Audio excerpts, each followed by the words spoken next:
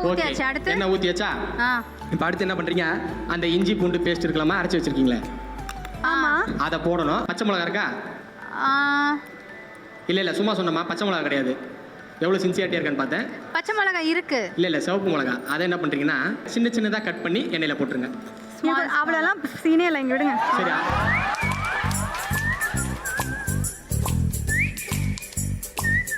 போதும். ஐயோ, இதுக்கு என்ன அவ்வளோ போடுறீங்க?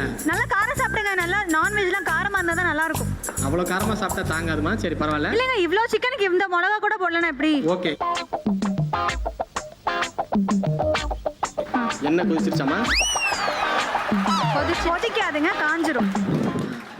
சரி, லைட்டாக விரல் விட்டு தொட்டு பாருங்க.